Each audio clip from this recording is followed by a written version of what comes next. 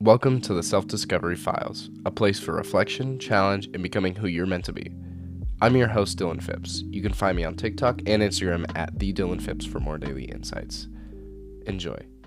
Welcome back to the Self-Discovery Files, a place where you get to build yourself from the inside out. Now, today's episode is going to be a longer one, so bear with me, but it's also going to be, I think, the most important episode that I've done so far. And that's because today's episode is about the cost of becoming who you're meant to be. And it's a super important topic that you need to understand. And so if you have time, please sit down and listen to this full episode, because there are things in here that I guarantee you have never heard or you've never really conceptualized. So let's start with the illusion of growth. Okay? Nobody tells you that becoming your best self requires killing the person that you've been, right? And it sounds dramatic, right? But that's what real change feels like. It feels like murder with a purpose. You don't get to keep the version of you that built your comfort and your excuses and your bad habits and your friends that love the weaker you. That version of you has to die. And most people actually never even do that. They just renovate themselves, right? They put a fresh coat of paint over the same foundation, but they don't change what's actually inside. They might go to the gym, they read a few books, they download a morning routine app, right? They do all these things, but under all of that, they still think, feel, and decide like the same person. And that's why nothing sticks. True transformation feels like a betrayal. You look in the mirror and you see a stranger. You try to hang out with old friends and the conversation feels foreign. You revisit the same places and realize that you've outgrown the air there, right? And I've felt that disconnected feeling as of lately, right? Even around people that I've been around my whole life. Hanging around old environments, right? I know if you've ever gone to any college scene, you might have felt that, and I certainly have. I've realized that I wasn't that guy that prioritized comfort and having fun anymore. And not that I don't do that, but I don't think it's what makes me feel good anymore.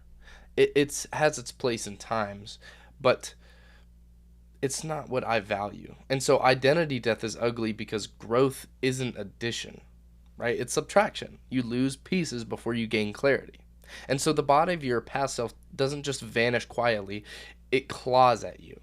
It begs for you for one more hit of comfort, one more easy day, one more chance to stay average. And if you listen to that, if you listen to the voice in your head that's telling you that it wants more comfort, you will resurrect the old you. And that's why most people live in a permanent resurrection cycle, right? They build momentum and then they slip back and hate themselves and then they start over. And they never stay dead long enough to become new. And so there's an illusion of growth that happens here. And here's the lie that social media sells you. That growth looks clean. The truth is, real growth looks like confusion. It's the days that you can't explain what's happening inside you, but you know that you can't go back, right? It's that silence before the new confidence is born. And a lot of the times, the mistake we make is we confuse activity for progress. We think that discipline means control, but discipline without identity change is self-punishment, right? You can force yourself to wake up early, work out, grind, but if you still believe that you're lazy, weak, or broken, the body will always return to what the mind accepts as true. And that's the law. Identity always wins. See, I tried to force success through a lot of habits, right? I tried to do the cliche, wake up early, go to the gym, cold showers, right? I tried to do all of that. And don't get me wrong, while I did it, did I feel productive? Did I feel good? Yes. But it's not because it was part of my identity. It was because those things were just hard. And so when you do that, you might be self-punishing yourself and you might be making some ground mentally, but you're not building your identity. You see, when you decide to become someone new, the world doesn't clap, it'll resist, right? The people who knew the old you will test the new you. And it's not because they're evil, but it's because you're evidence that change is possible, and that threatens their comfort. When people are comfortable and you change, that's when people get defensive. They'll say to you, you've changed, as if that's an insult. And you'll want to explain yourself, of course, but don't.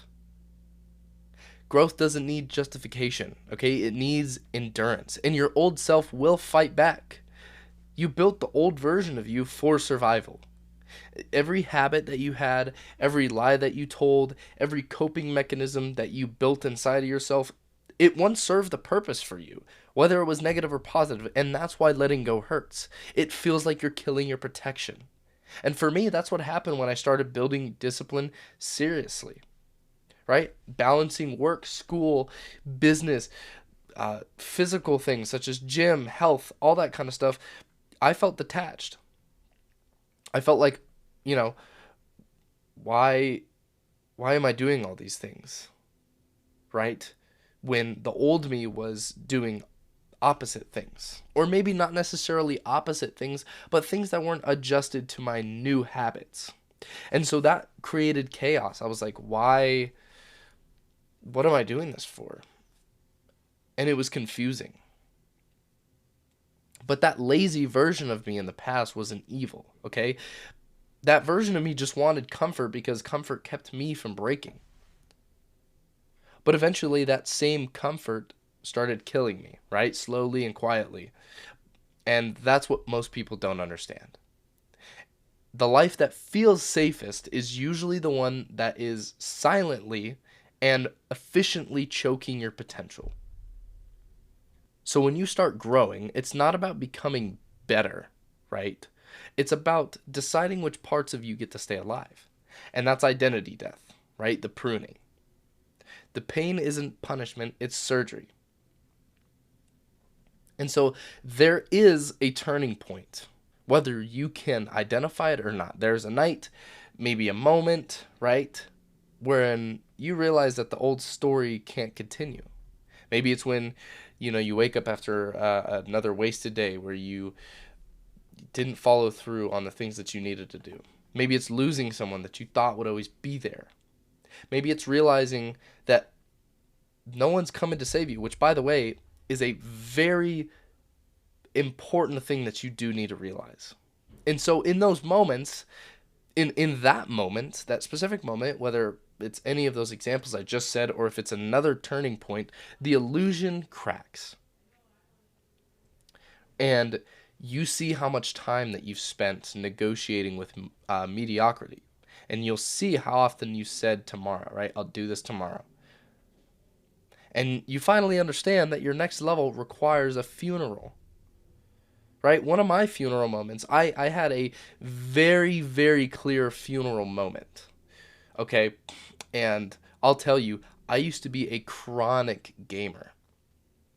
And it especially was very bad when I was younger. And of course, when COVID happened, I played a lot of games, and so that kind of instilled it when I was older. And I used to play games 24/7, you know, especially when I had a break, wake up, play games, hang out, talk to my friends, and then go to bed, repeat. And so one day I woke up and I remember, having eaten breakfast, and this is the point where I would regularly get on and start playing. Something clicked, something just shifted in me, and I just really looked at myself and I was like, what am I doing? Right? Why am I sitting here playing games anymore? And I had been told by my dad multiple times that I need to stop playing games as much, right? It's a distraction. He's always told me that. And that's when I realized that I needed to cut this out, or at least control it and limit it, because I couldn't carry the old habits anymore if I really wanted to achieve the goals that I had set forth for myself. And it's funny, we fear failure. We fear failing at anything that we have to do to get to our goals, but identity death is the real terror. You see, failure will still let you stay yourself, right? You can fail and be yourself, but death, identity death, means there's no going back. And when you finally let go, there is something strange that happens, right? And I talk about it a lot. It's clarity. It's not excitement. It's not motivation. It's just stillness. And that's when that rebuild will start for you. And that's also where most people quit. They will mistake emptiness for wrongness, and they feel that void in themselves, and they think that they're lost. But you got to reframe your mindset. That is the clean slate. That's the new identity forming. And if you can hold that silence long enough, the next version of you will start, giving you instructions. See, a lot of that happened for me. I have had a very tough identity death in the past, transitioning out of high school, being a very sports oriented person, and then having to transition into another career path. That was a big identity death for me, because for my whole life, that's who I was. I was the athlete. I was the academic studious athlete. And so then I had to transition. Now, sports was not going to be a facet of my life that was going to contribute to my identity anymore. And so once that got cut out, there was nothing to fill it. And it almost felt like I didn't have anything to do. I'd wake up and I'd be like, I don't even know what I want to do today. I don't even know what my goals are. I don't even know who I am without that. But that became proof that I was in the right phase. Because without space for new things to come in, you end up staying your old self. And if you don't let go of that old identity, the new one can't even form. And here's the thing, the world will try to fill that silence.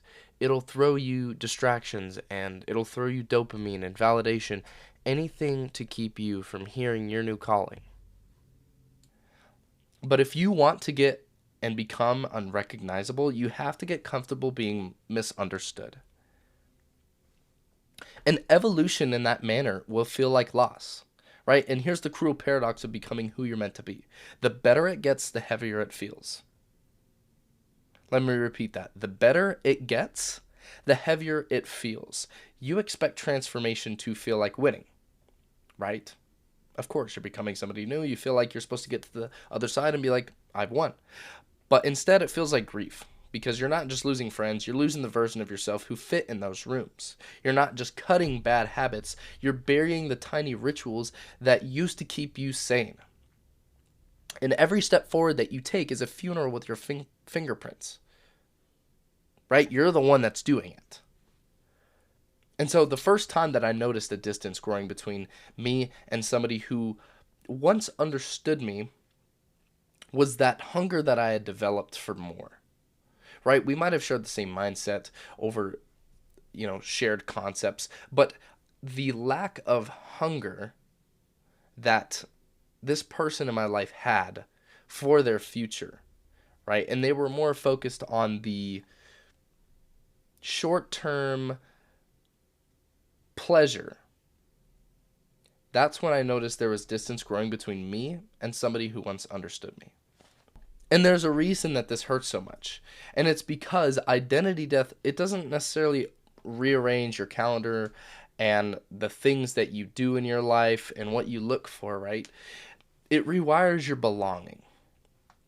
Right? Humans, we are tribal creatures, okay? The moment that your mindset upgrades, the old tribe will start seeing you as unpredictable, right? And the new tribe, they're still watching you prove that you belong. And so that gap between those, you will walk through that alone.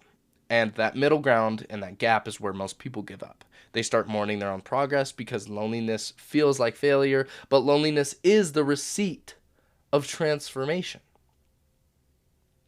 And so the emotional aftermath of this is that you start to wonder if you've made a mistake. You miss the laughter that came with the laziness that you had, the nights that ended in distraction. Instead of purpose, you scroll through the old photos and think, man, I miss those days. I was happier then, No, you weren't happier then. You were just more distracted. And it's wild how the mind will rewrite history when it's scared. Your brain will glamorize the very life that was suffocating you just to pull you back into comfort. And I can tell you from experience, that is something you do not want to fall victim to. And that is why discipline without emotional awareness collapses. You can't outschedule grief. You have to feel it. You have to name it. And you have to still move forward. You have to let yourself mourn the person who couldn't come with you because that person was loyal. He got you this far, right? That person got you to the place you are now, but he doesn't have the skill set to take you where you want to go or where you are going. And so this is where faith enters the conversation. And I don't talk about this a lot, but faith isn't believing that everything will be okay, right? But it's trusting that the loss has meaning. When you're standing in that space between who you were and who you're becoming, you need something bigger than logic. And that's why I pray, not because I expect a voice to answer, but because prayer keeps me anchored to purpose when emotion tries to pull me backwards. And it reminds me that the gap between versions of yourself isn't emptiness, it's incubation, right? Faith is what keeps you steady when you feel directionless. Faith will give you patience, and patience is the soil where identity rebuilds. And the moment that you start to see yourself clearly, there's a cost of clarity, right? You'll also see the cost of every decision that you make. And that's what scares people away from awareness, right? It will demand accountability. And that's what people run from a lot of the time. Accountability is something that people cannot manage. A lot of people will run from any sort of accountability, right? Because when you can no longer lie to yourself, you lose the luxury of pretending. And that's why self-awareness is both a gift and a curse. You can't unknow what you now understand. You can't unsee your potential once you've glimpsed it. And from that point on, every lazy day that you have will feel like betrayal.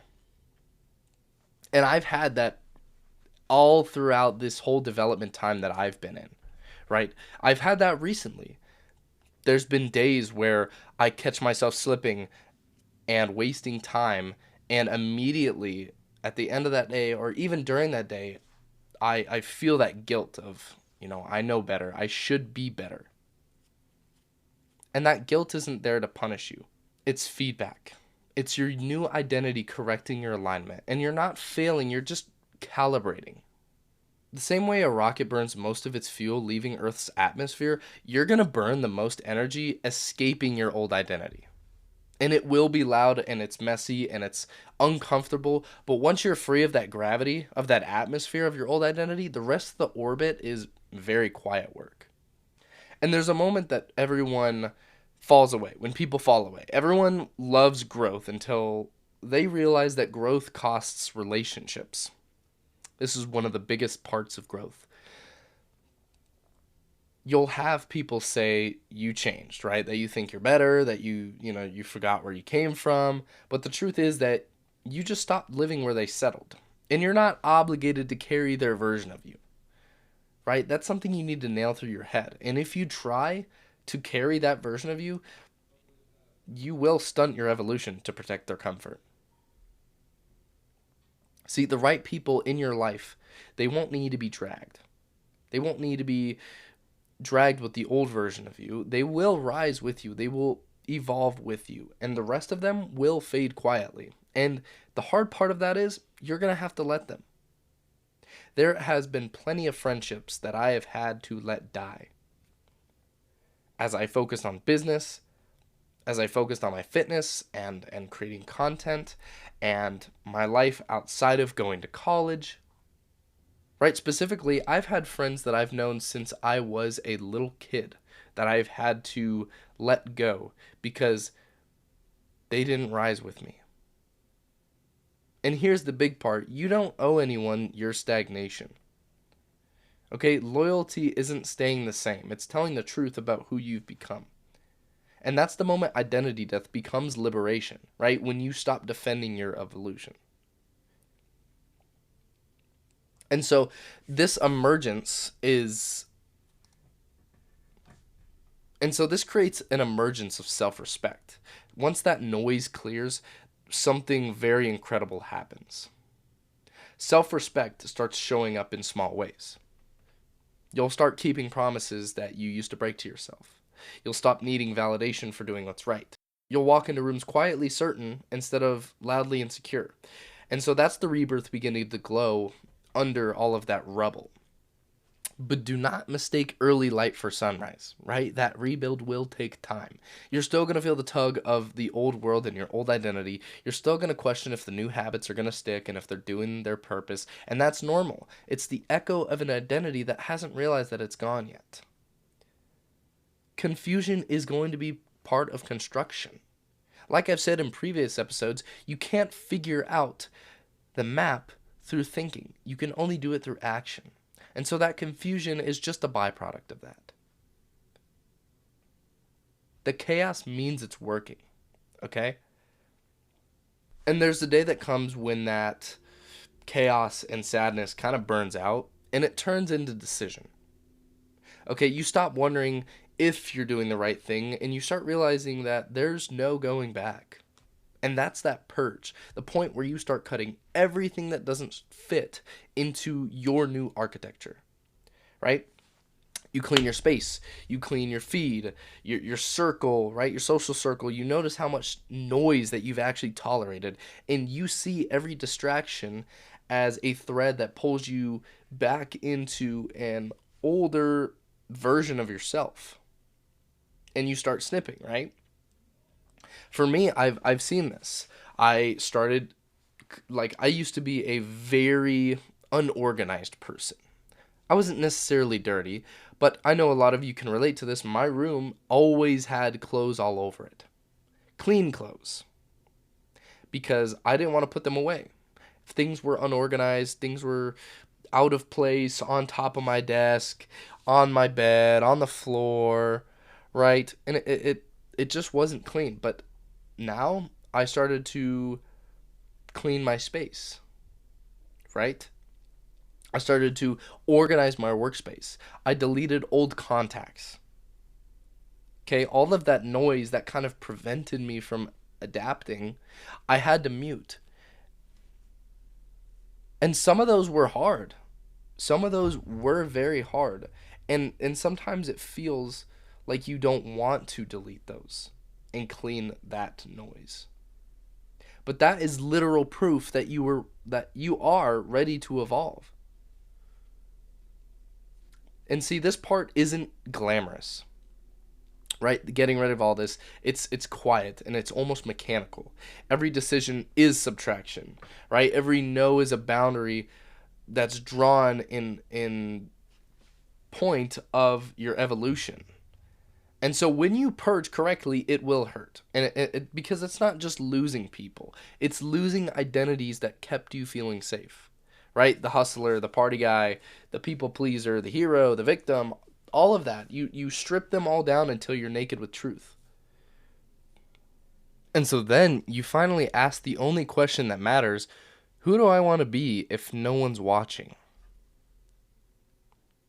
And once you have an answer, even a blurry one, you will move differently. Okay? Because discipline will stop feeling like a punishment. It starts feeling like worship.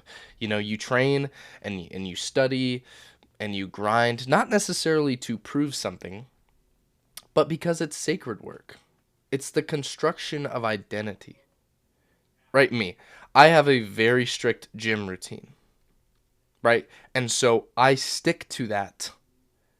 And that repetition becomes prayer.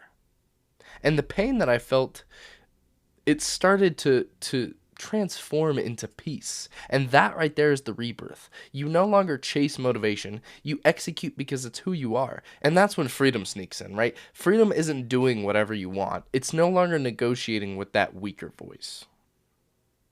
Every action is a vote for your new identity. And every day you stack votes. You realize that integrity is just consistency compounded. And so there's a test. It's called the mirror test.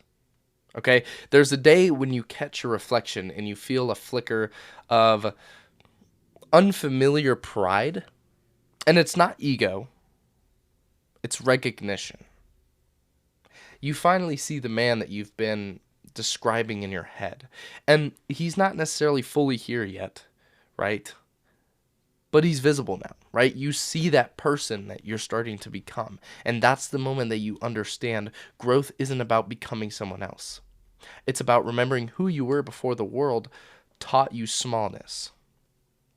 I want you to imagine your younger self watching. Okay? Watching you become somebody else. Become the person and the adult that that kid looks up to. Once you do this, once you finally become that person and you pass the mirror test, you stop living reactively. You start acting intentionally. And that shift rewrites everything. And so now the universe will start sending replacements, right? This is part of rebuilding that connection. New friends will appear who talk about ideas instead of just fake gossip. The conversations you have will get heavier and deeper. The love that you experience will feel calmer and cleaner. You will start to realize that losing that old tribe, that old group of people made room for alignment. Recently, I've met people that match my new pace, right? My old pace, there are parts that, sure, I still kind of can align with and kind of like, right? But these new people, they match my new pace and where I'm going. And relationships built from this new identity, they won't need performance. They'll breathe truth. And that truth will protect your peace better than any wall that you've ever built. And here's what surprises everyone, okay? That rebirth, your new rebirth of yourself, isn't loud. It's not fireworks. It is that peace. And that's why some people will miss it. They expect it to be loud and obvious, and they expect an applause, not necessarily stillness. And so the final stage of identity death is peace. When the noise dies down and you realize that you don't need to explain yourself anymore, that's resurrection. Okay, you wake up one morning and notice that the things that used to drain you don't even register. The conversations that once triggered insecurity feel irrelevant. You stop performing healing. Okay, you just are healed. And so here's the last layer most people will miss. The new identity sustains itself through service, right? You can't keep the new self locked in the mirror. Okay, you have to give it away. Right? That's why I teach. That's why I build. That's why I speak. Every time that I share, I reinforce who I'm becoming. And so purpose is the oxygen of the reborn. If you don't pour out, you'll stagnate. And if you hoard your wisdom, it turns back into arrogance. So I want to invite you to help somebody else. Use your evolution as medicine and help for others. And there's a verse-like rhythm in transformation. Death, burial, and resurrection. Nature follows it, right? And so do we. Winter isn't punishment, it's preparation for spring. And so your identity will follow the same divine math. When you finally surrender to that rhythm, you'll stop fighting those seasons of yourself, and you'll start flowing within them, and you'll trust timing again, and you'll stop begging for shortcuts just because you realize that the slow work is that miracle. Faith will become the quiet confidence, and you'll say and notice that if you stay obedient to growth, life will handle the logistics. Learn to trust timing over control, because at some point the joy will sneak back in. Not that manic kind that comes from all the distractions and dopamine that you get from all those, but the steady joy of integrity. You'll look around and realize that you built this piece brick by brick. You earned it. And that joy feels like sunlight after being underground for years, right? And that's the reward of identity death. It's not from fame. It's not from validation. It's from peace that can't be shaken because it was paid for in solitude. And so the hardest part of this whole transformation that we've been describing this whole time, it isn't the death of your identity. And it's not even the rebuild. It's learning how to live as the new version of yourself every single day without slipping back into that survival mode. Right? Because anybody can change for a season, right? They can employ discipline for a month, they can grind to reach a certain goal. But integration, that's at its peak mastery. And so integration is when you stop tracing transformation and you start embodying it.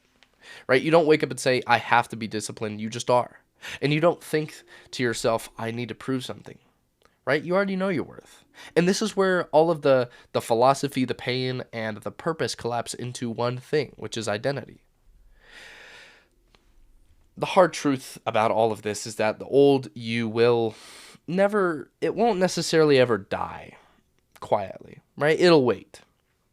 Okay? It'll watch for the points that you are exhausted, for points of heartbreak or distraction, and the moment that you start coasting, it'll whisper right back to you, remember me. It'll distract you again, and those old habits will try to creep back. Maybe the nights that you feel alone, right? And you start doubting your direction. Maybe something doesn't go in your favor. Maybe you just got left by a long relationship. These old habits will try to creep back because of comfort. And that's why you can't just move on. You have to maintain. Build rituals around you that keep you aligned. Reading, prayer, reflection, the gym, creation. Each one is a fence post keeping you from drifting into who you used to be. And it's not about perfection. It's about maintenance. Maintenance is sacred. It's the difference between relapse and legacy. The old identity that you have isn't your enemy anymore, okay? It's your teacher. You just have to stop letting it drive. And so integrity isn't about being honest with others. Living from integrity, it's not about lying to yourself. It's when you say you're going to do something and you do it, you reinforce that new identity. And so every broken promise chips away at that foundation. Most people drown in self-doubt not because they're unlucky, but because they've learned to ignore their own word. And they say to themselves, I'm going to change, and then they flinch when the old patterns resurface. And so these can be kept through small daily habits, journaling, and staying consistent with whatever it is that you promise yourself you're going to do. And it's not about doing massive things, right? I tend to fall into this kind of trap where you expect yourself to have massive progress and massive action. It's not about doing those massive things, but it's about keeping micro promises and stacking enough of them that self-trust becomes instinct. You don't build confidence through results, okay? You build it through consistency. And once you've rebuilt, that battlefield changes. It's no longer you versus the laziness. It's you versus comfort. And I'm telling you, comfort will dress up as success. It'll tell you that you have, quote unquote, earned a break, right? That you can slow down, that you're doing better than a lot of other people or mostly everybody. And that right there is the trap. Comfort kills greatness because it feels good. You will be tempted to protect your peace instead of expanding your purpose. But if peace isn't paired with progress, that turns into stagnation. And that's why the identity death never really ends. It's a cycle. And every new level demands a new shedding. Every time that you evolve, you have to die again. The difference now between the first time you did it and now is that you're not scared of it anymore. You recognize that pain as proof that you're in motion. And so there's a certain responsibility of becoming that you have to adhere to. Here's the truth that nobody warns you about. When you change your life, you will inherit responsibility. You have to become a walking mirror for everybody that's still stuck. You can't shrink anymore. You can't play dumb because people will look at your growth, right, and either feel inspired or they will feel exposed by it. And both reactions are a part of leadership. Okay, and this is explicitly why I started the Self-Discovery Files, right? Because speaking the truth that I've lived and learned honors my own journey. And leadership isn't about being above anybody. It's all about going first.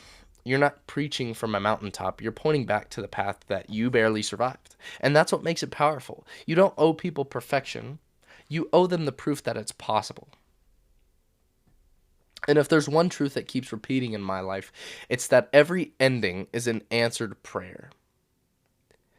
Okay, you never lose something that was meant to stay. You only lose what you've outgrown. God, the universe, whatever name that you give to that higher order of how things are supposed to play out, it has a way of removing everything that can't handle your next level. And it's never gentle, but it's always exact. It is always precise. And faith in this stage isn't necessarily loud. It's not begging for signs or outcomes or to guide you. It's a quiet agreement with timing. It's walking into the unknown saying, if it's mine, it will meet me halfway. And so if you accept this truth, this will calm anxiety about the future, right? And I think about this a lot when I think about my future. There is so much uncertainty with that. And so this truth of walking into this unknown, saying that exact thing, if this is mine, it will meet me halfway. There's no reason to have anxiety about that anymore. And so that's where that spiritual maturity lives, in that stillness between the loss and arrival. And so daily you have to practice this integration. Okay? And you integrate your new self by living it in public. Right? You speak from it. You work from it. You love from it. And you stop treating growth like it's an event, and you start treating it like it's your baseline. Right? You journal, you train, you pray, you create, you build a life that's so structured that peace has no choice but to live there. And here's the secret, okay? You're not, and you know this, you're not going to always feel inspired. Okay? But you will feel aligned. And that's better than motivation. It's stability. And that structure will keep you grounded even when you don't feel like it. You will show up because it's aligned. So when the old you finally dies, a new question is born. Who am I building this for? Legacy will start the moment that you realize your growth isn't just about you. It's about your family. It's about your circle. It's about your future kids. It's about your community. It's about your audience, right? Every bit of pain that you survived becomes curriculum for somebody else's freedom. And so that's why you can't stop now. Because your healing, it has utility. It has use.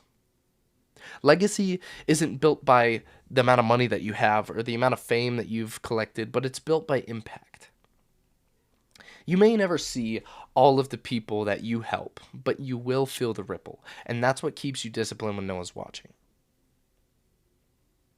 And so if you've listened this far, you're already in it. You wouldn't still be here if you weren't in the middle of your own identity death. Okay, you're probably tired or lonely or doubting whether it's worth it. It is. Because that's the only way to meet your future self is to bury your past one. That's the price. That's the cost of becoming who you're meant to be. So if you feel lost right now, if you're watching parts of your old life fall apart, don't panic. Okay, that's not failure. That's the shedding. You asked to grow. And growth will always arrive disguised as chaos. Okay? Let it break you. Let it strip you. Let the version of you that's lies, that avoids, that settles, that escapes, let that version of you die completely. Because what's waiting on the other side isn't another version, it's the real you. The one who's been buried under all the noise and comfort. You are not lost. You are being rebuilt. And when you finally step into that new identity that you've created, when you look in the mirror and you recognize yourself again, you realize that it was never about changing, it was about becoming. So thank you for listening to the Self-Discovery Files. I hope you enjoyed this. If you've made it this far, follow the podcast, follow me on TikTok and Instagram. We will be continually growing and continually putting out help for those to become their peak selves. And this right here is your rebirth. So thank you for listening, and we will see you next week. Thanks for listening to the Self-Discovery Files. My name's Dylan Phipps. Keep showing up for yourself, stay grounded, stay curious, and keep becoming who you're meant to be.